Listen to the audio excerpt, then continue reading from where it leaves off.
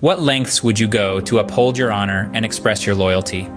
These questions form the bedrock of many heroic tales, none more so than the tale of the 47 Ronin. In the backdrop of feudal Japan, honor and loyalty were not just virtues, they were a way of life. Even today, these values continue to be deeply ingrained in Japanese society, shaping its character and ethos. Today, we dive into the tale of the 47 Ronin, a story that perfectly encapsulates these values. Our story begins in the Edo period, a time of rigid social order, samurai warriors, and the ruling shogunate. This was an era where honor was paramount and loyalty was the currency of respect. At the heart of our tale are three key figures: the noble lord Asano Naganori, the cunning Kira Yoshinaka, and of course the 47 Ronin, samurai left without a master. Lord Asano, the daimyo of Akko, was a man of integrity and honor. He held a deep sense of duty to his people and the shogunate.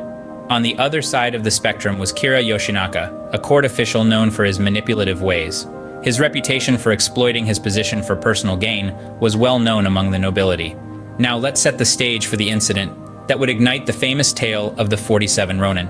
It was a day like any other at Edo Castle, the heart of the shogunate's power. A ceremony was taking place, and Lord Asano, alongside other daimyos, was present. Kira, as a master of ceremonies, was expected to guide these provincial lords in the intricacies of court etiquette. However, Kira's greed led him to treat those who refused to bribe him with disrespect, and Lord Asano was one such nobleman. The tension between the two reached its peak when Kira insulted Lord Asano's honor, pushing him to his limit. In a moment of heated anger, Lord Asano drew his sword and attacked Kira, a grave offense within the castle grounds. This act led to severe consequences. The shogunate ordered Lord Asano to commit seppuku, a form of ritual suicide, as punishment. His lands were confiscated, his family was displaced, and his samurai were left leaderless, becoming Ronin. Left without a master, these samurai found themselves in a position of great disgrace, but they were not defeated.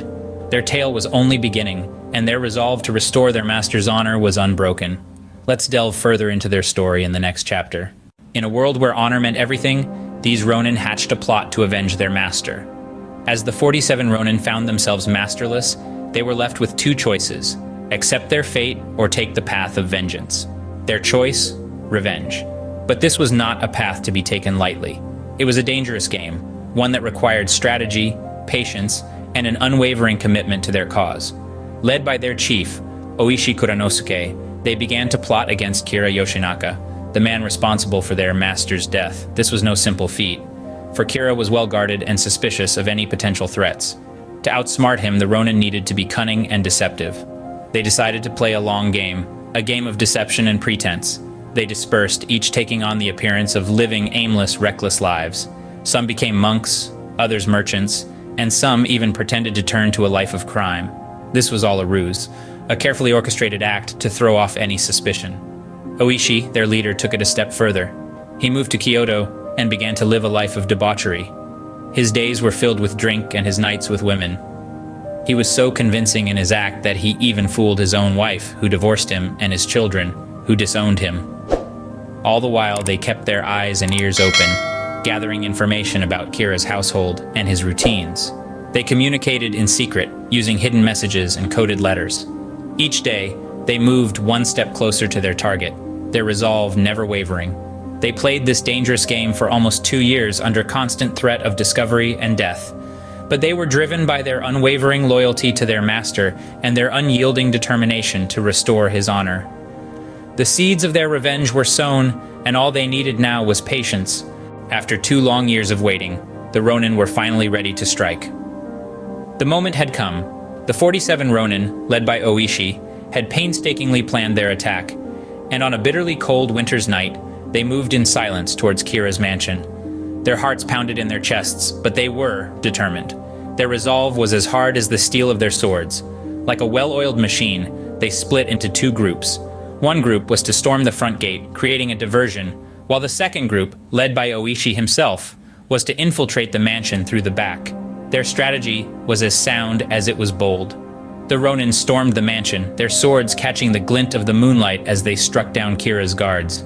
They moved quickly, efficiently, their every action guided by the plan they had rehearsed over and over again. The mansion was plunged into chaos, but the Ronin remained focused, their eyes searching for one man, Kira. After a fierce battle, they found him, hiding in a closet, trembling with fear.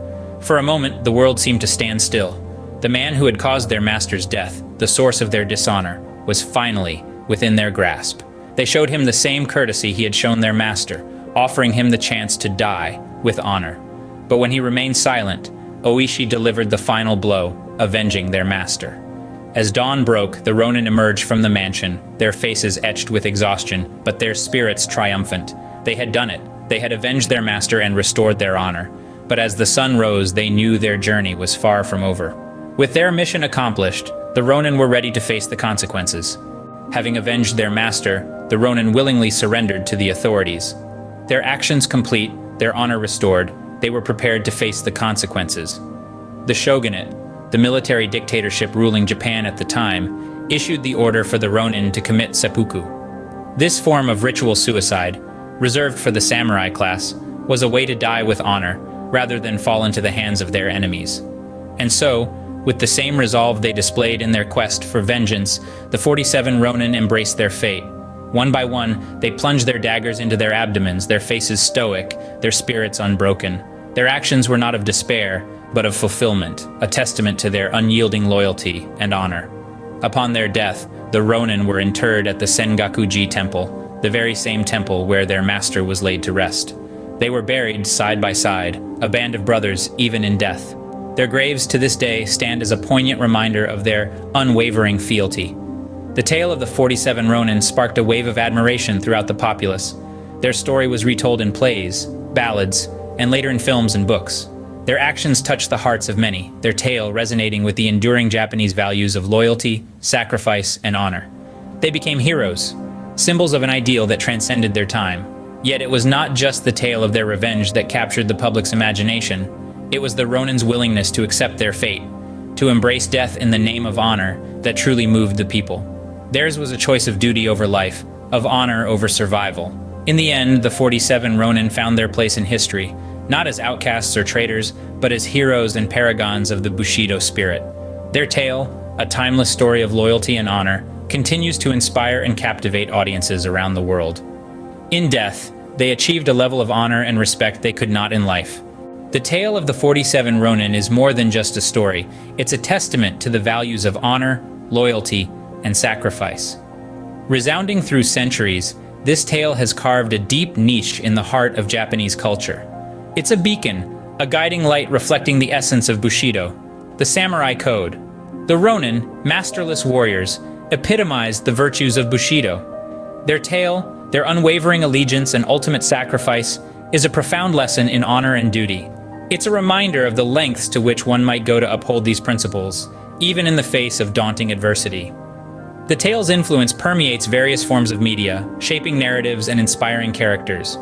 From kabuki plays to manga series, from cinematographic masterpieces to modern-day video games, the echo of the 47 Ronin reverberates, influencing storylines and character arcs. It continues to spark creativity, reminding us of the timeless appeal of stories steeped in honor, loyalty, and sacrifice. But beyond its cultural significance and media influence, the tale offers a lesson in morality. It's a moral compass, pointing to the path of righteousness, of staying true to one's principles, of honoring one's commitments. It's a testament to the human spirit's resilience, its capacity for loyalty, and its unwavering pursuit of justice. As we reflect on the tale of the 47 Ronin, we are reminded of the powerful force that is honor and loyalty.